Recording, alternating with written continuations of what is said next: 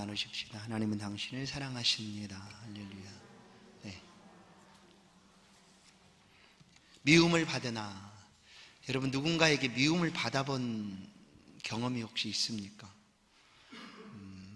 아니면 누구를 미워해 본 경험은 양쪽 다 있지 않을까요?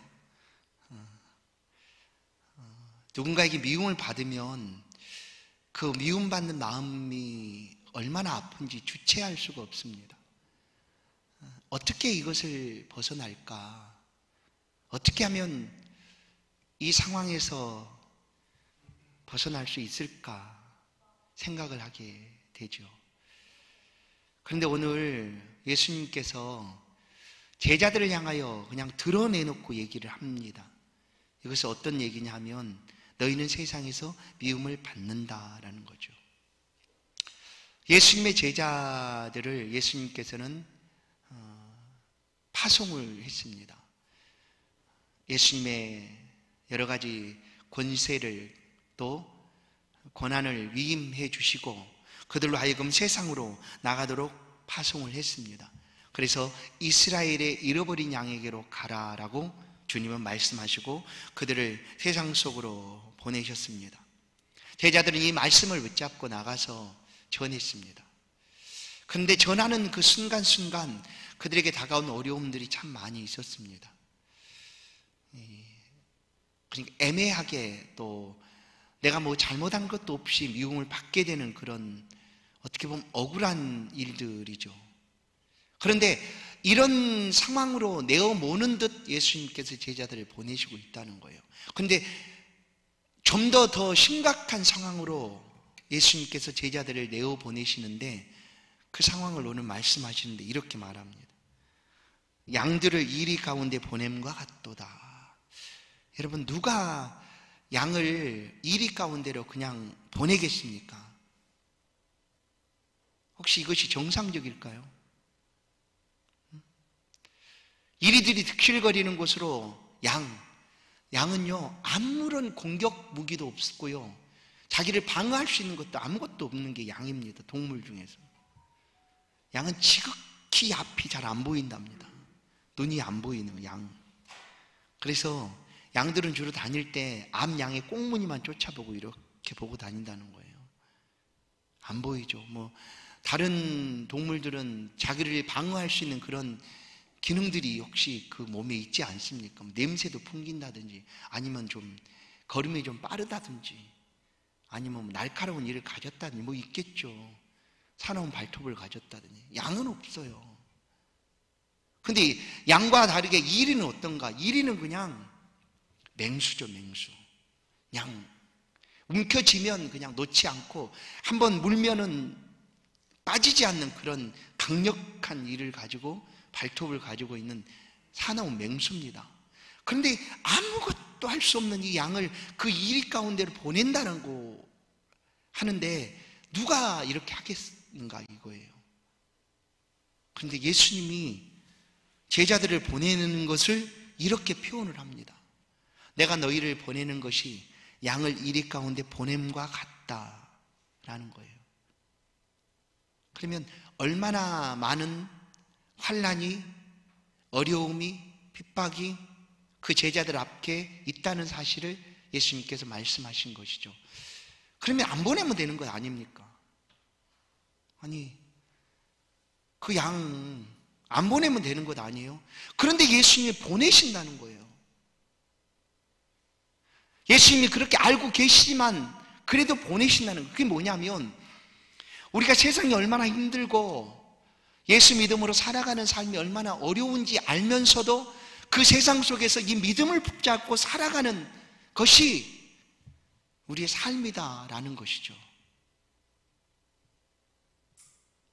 제자들 앞에 이리처럼 득실거리는 그런 맹수들이 놓여 있어도 그것 때문에 안 가는 게 아니라 가야 되는 거라는 거예요. 그래도 가야 되는 일이 제자들의 일이었다. 그렇게 예수님께 제자들을 보냅니다. 근데 보내면 이런 자리로 보내면서 예수님께서 아주 특별한 말씀을 하십니다. 오늘 본문을 보시면 이런 말씀이요. 16절을 보시면 너희는 뱀같이 지혜롭고 비둘기같이 순결하라 라고 말씀하죠. 혹시 여러분 중에는 이러신 분이 안 계시겠지만 뱀을 좋아하시는 분이 혹시 있나요? 요즘 뱀도요 애완용으로 기르는 사람이 많이 있대요. 애완용으로 막 촉감이 되게 좋대요, 뱀이. 저는 그런데 하여튼 애완용으로 뱀을 이렇게 가지고 다니고, 독이 없는 뱀들 있지 않습니까? 그리고 어린아이들이 어릴 때 부모가 아이들한테 큰 훈련을 시킨다고 해서 이 구렁이, 큰 구렁이 막 비단구렁이 목에다 이렇게 걸고 사진 찍어주고 막 하는 그런 것도 있잖아요.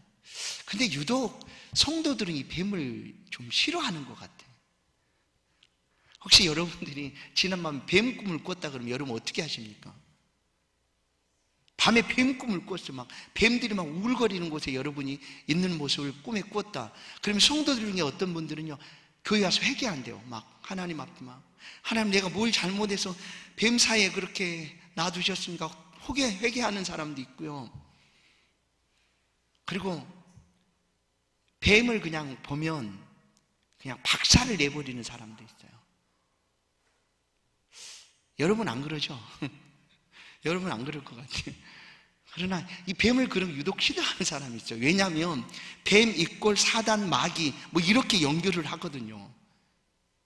그런데 왜 그렇게 연결하고 있는데 우리는, 예수님은 이 뱀을 들어서 뱀처럼 지혜로우라라고 말씀을 하시는 거예요. 왜 하필 예수님이 다른 동물들이 그렇게 많은데 왜 하필 그렇게 싫어하는 뱀을 들어가지고 그렇게 말씀을 하실까? 근데 이 뱀이 이 짐승들 중에서 있잖아요. 굉장히 뭐라고 그럴까요? 자기를 해하는 것에 있어서 너무나 빠르게 안다는 거예요. 뱀이 자기를 가해하거나 해하려고 하는 것을 다른 어떤 동물보다 더 잘한대요. 그거를. 그래서 뱀이 지나갈 때 그냥 해치지 않겠다 일을 안 하면요 뱀 그냥 지나가요. 그냥 굳이 예수 믿는 사람은 저 뱀이 내 돌을 막 들어 막대기로 때리고 막 다 없애야 된다 이러지 않으면 그냥 뱀 그냥 지나가요. 그냥 싹 지나가요. 사실 뱀도 하나님의 창조물 아닙니까? 그런데 뱀이 무슨 죄라고, 사단이 뱀의 형상을 이용해 가지고 꼬드긴 거죠. 그래서 뱀이 영원토록 교주를 받은 게 배로 기어다녀야 되는 거 아닙니까? 뱀. 그래서 제가 이제 그 신학교 공부할 때 이런 문제를 가지고 교수님들한테 이렇게 질문을 했던 그런 기억들이 있어요. 물론 원우들이 했죠. 그랬더니 이 타락하기 이전의 뱀의 모습을 없으니까 성경은, 그러나 그 이전에는 분명히 배로 기어다니진 않았을 거라는 거예요. 만약에 그것이 저주라면 원래부터 기어다니는 뱀이 그게 저주겠어요. 한번 생각해 보세요. 뱀이 본래 기어다니지 않았고 그 날씬한 그 비늘 달린 걸로 이렇게 꼿꼿이 서가지고 이렇게 다녔다고 한번 생각해 보세요. 뱀이 그랬다는 거예요. 그러니까 평생토록 그 뱀은 기어다니는 게 저주예요, 저주. 그런데 예수님께서 뱀처럼 지혜로우라라는 것은 뱀이 가지고 있는 특징이죠. 자기를 해하려고 하는 것이 너무나 잘한다는 거예요. 그래서 지혜를 가지다라는 거. 이건 이제 예수님이 제자들을 파송하면서 복음을 전할 때 지혜를 가지라라는 그런 표현으로 하신 말씀이죠. 23절을 보시면 이렇게 말씀합니다. 이 동네에서 너희를 박해하거든 저 동네로 피하라. 이게 지혜예요. 이게 지혜라는 거죠. 복음을 전할 때에도 이게 지혜예요. 물론 어떤 사람은 파송된 그 선교 현장에서 죽음을 불사하고 각오하고 복음을 전하기까지 합니다. 그러나 또 하나님의 지혜를 따라서 박해하면 옮기는 거죠. 자연스럽게 그렇게 옮겨가는 거예요. 뱀은 그렇게 지혜로운 그런 짐승이기 때문에 그런 지혜를 가지라는 거예요. 또 비둘기같이 순결하라. 비둘기 정말 싫어해요. 여러분, 비둘기가 옆에서 날면 어떨까요? 와, 막 치를 떨어요. 사람들이 가다가 비둘기가 옆에 있으면 사람 좋다고 막 달려가면 막 어떤 사람 막 치를 떨어. 제발 가만 놔둬라. 비둘기 한 번 날 때 26,000 몇 마리 뭐 세균이 막 날아단다 막 이렇게 해가지고 뭐 치를 떠는데, 이 비둘기도 있잖아요. 모든 지구상의 사람들이 알고 있듯이 평화의 상징으로 알려져 있어요, 비둘기가. 그렇죠? 그래서 올림픽을 개최하거나 할 때면 비둘기를 막 이렇게 하늘로 날리잖아요. 막 온 세계 평화 뭐 이렇게 하듯이 깨끗함의 상징이기도 합니다.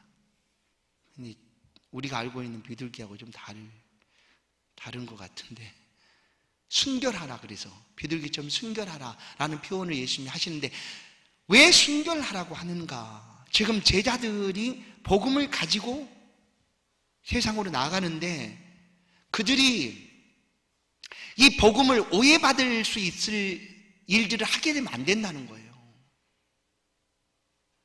혹시 복음에 영향을 주는 그런 일들을 하게 되면 안 된다. 죄를 지어서 전하고 있는 그 복음이 방해되거나 또는 오해되거나 헛되지 않도록 하기 위해서 힘쓰라라는 그런 표현입니다. 이게 뭐냐면, 예수 믿는 자의 삶이 어떻게 되어야 되는가. 왜냐하면 가장 소중하고 귀한 복음을 가지고 살아가는 사람이니까 그 삶 역시 복음을 전할 때 영향을 미치게 되거든요. 그 지도자의 그 타락은 더 많은 그 충격을 가져다 주죠.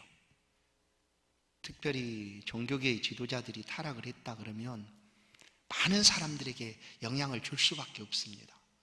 그래서 더욱 순결하라라는 거예요.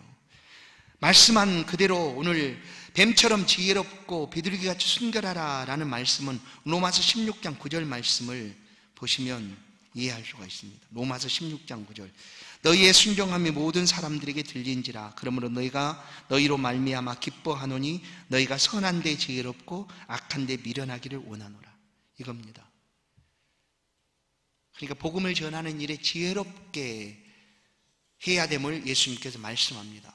그렇지 아니하면 그냥 가장 좋은 복음을 가지고도 오해받고 또 그 복음이 아무것도 아닌 것처럼 비춰질 수 있기 때문이다라는 거예요. 그래서 이 가운데 보내는 제자들 앞에 뱀처럼 지혜롭고 비둘기처럼 순결하라라는 말씀을 하고 있습니다. 이 말씀은 바울 사도의 사역을 통하여 우리는 잘 알 수가 있습니다. 바울은 많은 세력으로부터 박해를 받았습니다. 그러나 그 박해받는 것으로 끝나지 않고 그 받는 순간에도 복음의 지혜, 곧 주 안에 가진 통찰력이라고 할 수 있죠. 그걸 가지고 복음을 전하는 일에 최선을 다합니다.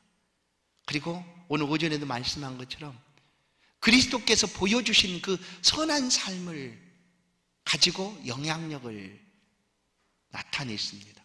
선으로 악을 이기는 삶이었습니다. 로마서 12장 21절 오전에도 본 말씀입니다. 악에게 지지 말고 선으로 악을 이기라. 복음을 전하는 자가 이것을 잊지 말아야 된다라는 거예요. 오늘 예수님은 복음을 전하러 나가는 제자들을 향하여 또 말씀합니다. 사람들을 삼가해라. 그런데 그 사람들은 누군가 하면 핍박을 가하는 사람들이에요. 핍박을 가하는 사람. 보시면 공회에도 넘겨주겠고 해당에서 채찍질 할 것이고, 이것은 무슨 말입니까? 너희가 어디를 가든지 이런 핍박이 있을 것이다라는 거예요. 어디에서든지. 어떻게 보면 안전한 곳은 없다 말하는 것처럼 나가는 모든 장소에서 핍박이 다가올 것이다. 그래서 이리 가운데 보냄과도 같다라고 하신 말씀이 이와 같은 말씀입니다. 바울 사도는 성도들의 삶, 세상에서 살아가는 삶은 구경거리다라고 표현을 하기도 합니다. 우리는 이미 세상 속에 구경거리가 되었다라고 바울은 표현을 합니다. 사람들은 우리를 다 아는 거죠. 다 알아요. 그리고 무슨 구경 난 것처럼 우리의 삶을 이렇게 뜯어보기도 하고 주목하여 보기도 할 것입니다.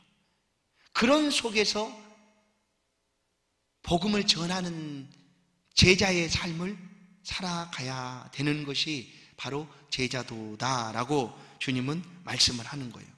나로 말미암아 이제 끌려가게 되기도 할 것이다.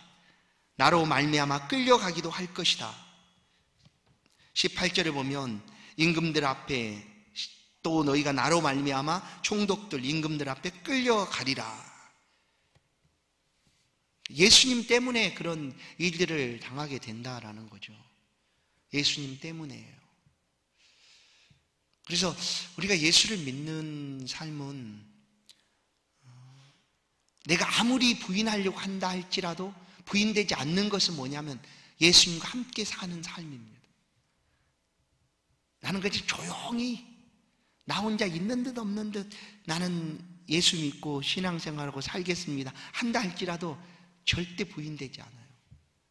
아니라고 말할 수가 없다는 거예요. 그냥 그 삶 자체가 예수님과 함께 살아가는 삶이고,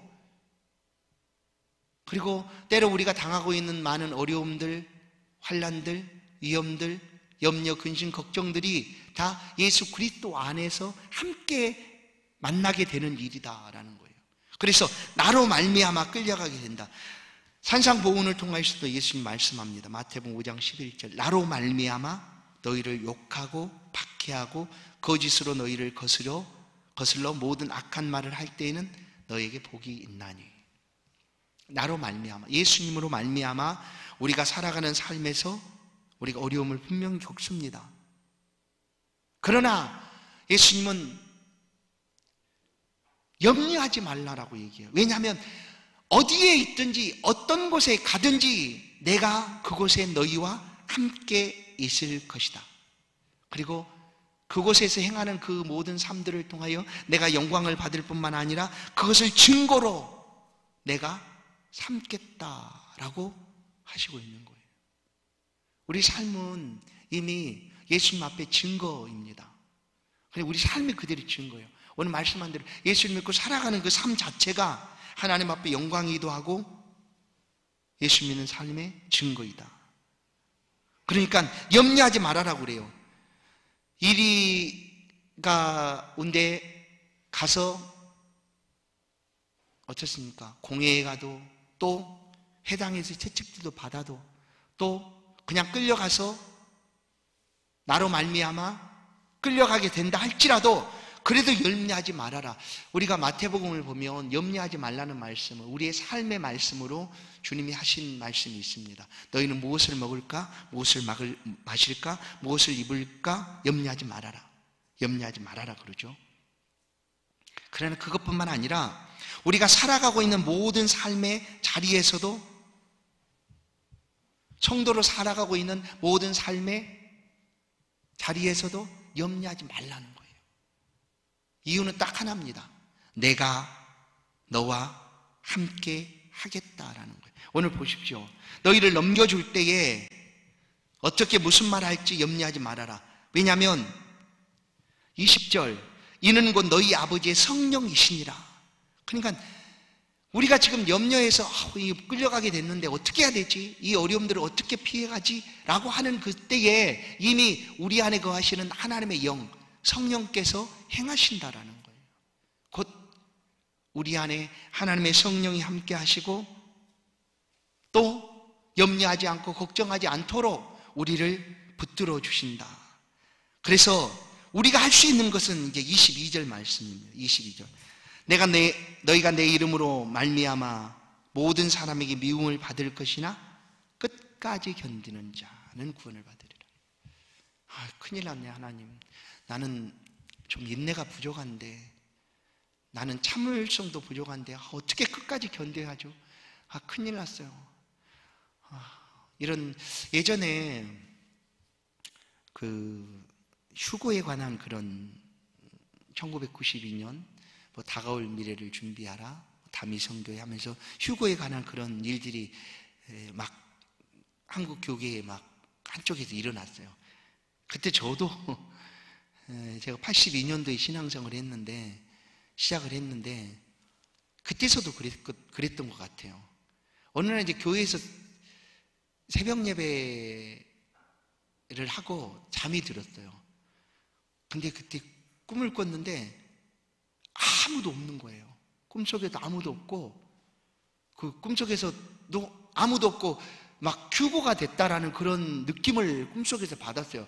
그래서 그러다 꿈을 깨서 이제 새벽에 일어나서 이제 집으로 내려오려고 하는데 눈 떠보니까 주변에 아무도 없는 거예요.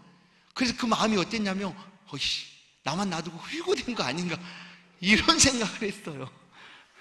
이게 아무것도 아닌 것 같아요. 성도들 마음에 그런 게 있어요.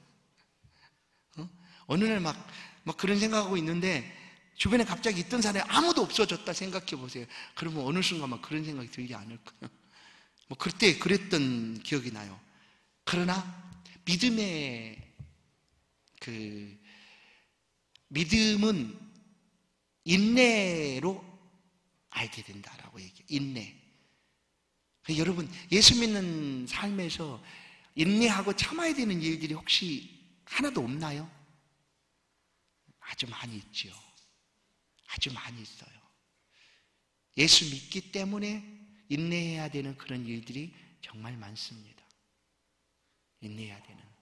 삶에서도 그렇고요. 또 우리가 가지고 있는 이 신앙을 끝까지 붙잡고 배반치 아니하고 어떠한 어려움과 힘든 상황이 다가올지라도 돌이키지 않고 끝까지 주 안에서 인내하는 것.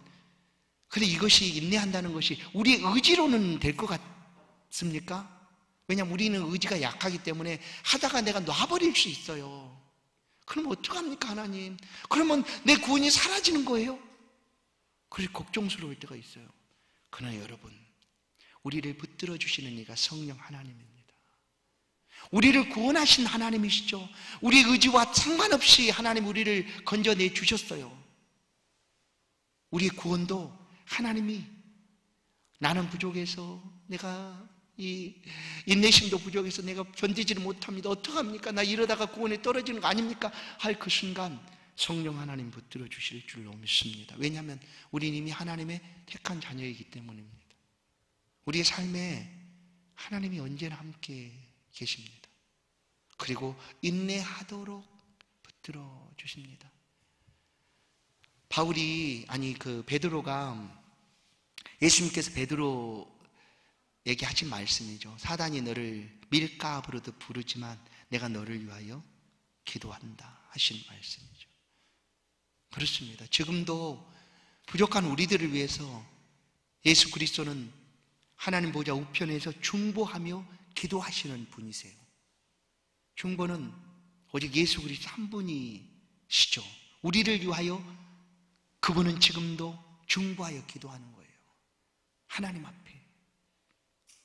그러니 그 하나님께서 그 아들의 중보를 들으실 뿐만 아니라 아들의 핏값으로 사신 우리를 그냥 포기하거나 내버려 두거나 그냥 놔두시지 않는다는 거예요.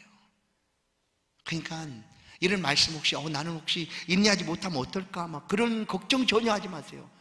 왜냐하면 이미 우리는 하나님의 것이 되었고 하나님의 손에서 빼앗을 자가 아무도 없습니다. 다만 이 말씀들을 붙잡고 우리의 삶에 그렇지, 끝까지 예수 믿어야지 하고 신앙의 삶을 살아가는 거예요. 마태복음 24장 14절에도 끝까지 견디는 자는 구원을 얻으리라. 우리로 하여금 견디게 하시는 하나님입니다. 그리고 피하라라는 말씀이 오늘 있어요. 피하라. 23절을 보시면 이 동네에서 너희를 박해하거든 저 동네로 피하라. 피하라. 복음을 전하는 제자들의 삶에서 이렇게 하라는 거예요. 이게 뱀처럼 지혜로우라 하는 말씀과도 같습니다.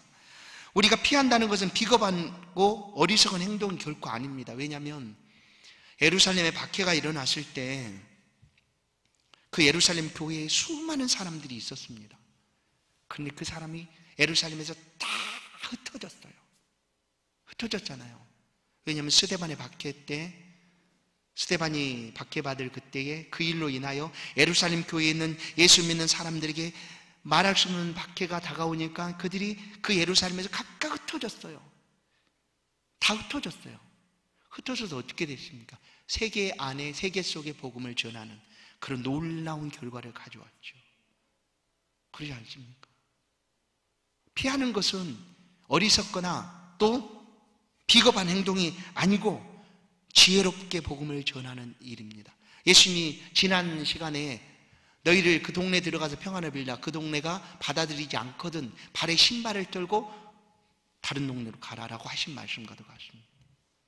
이게 복음을 전하는 지혜이기도 합니다. 바울은 이고니온에서 복음을 전하다가 박해가 너무나 심하게 다가왔어요. 내가 여기서 죽어 이고니온의 뼈를 묻으리라, 뭐 그렇게 할 수도 있겠지만 그 다가온 엄청난 박해 때문에 바울은 그 이고니온에서 피합니다. 어디로 가는가 하면 더베와 루스드라로 갑니다. 루스드라에서 또 여러 가지 일들을 행하게 되죠. 그러니까 예수 믿는 사람들은 피한다고 해서 그 비겁한 행동이 아니라는 거예요. 왜냐하면 옮겨가는 어디서든지 그 자리에 하나님이 함께 계시고 그를 통하여 증거를 삼으시고 복음이 전해지기 때문입니다. 오늘 우리는 예수 그리스도의 제자로 이 땅의 삶을 살아가게 됩니다. 제자입니다. 나는 제자입니다. 제자는 복음을 전하는 사람입니다. 복음을 전할 때 지혜로워야 합니다.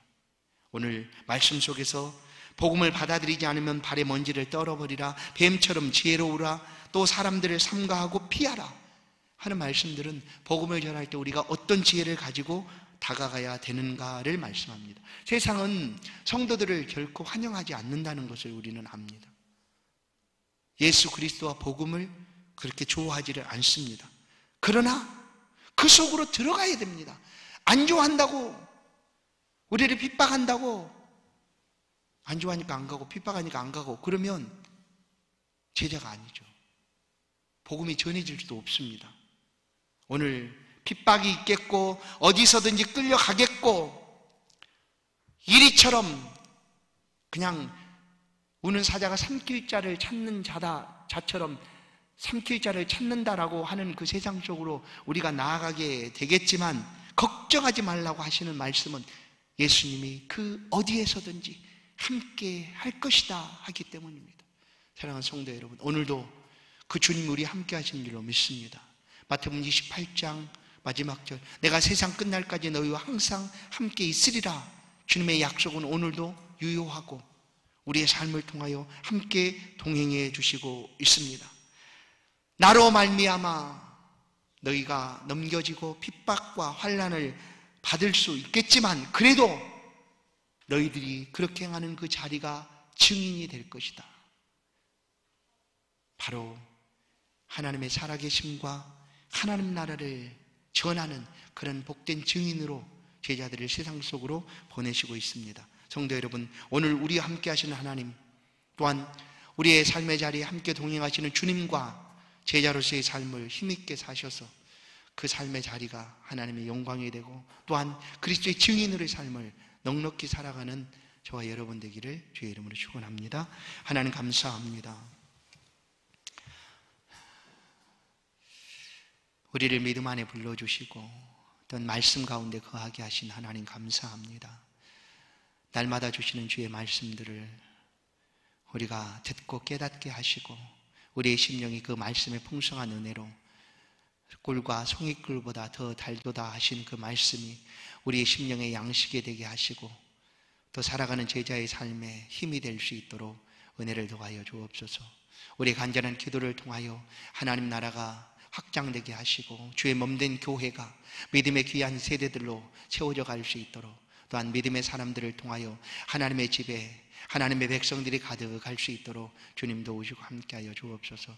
주님을 의지합니다. 이 한 주간의 삶에도 성령 하나님 어디에서든지 우리가 동행하여 주시고 염려 걱정 근심 없이 하나님을 섬겨가며 믿음의 삶을 살아가는 주의 복된 제자들 다 되도록 은혜 베풀어 주옵소서. 예수 그리스도의 이름으로 기도하옵나이다. 아멘.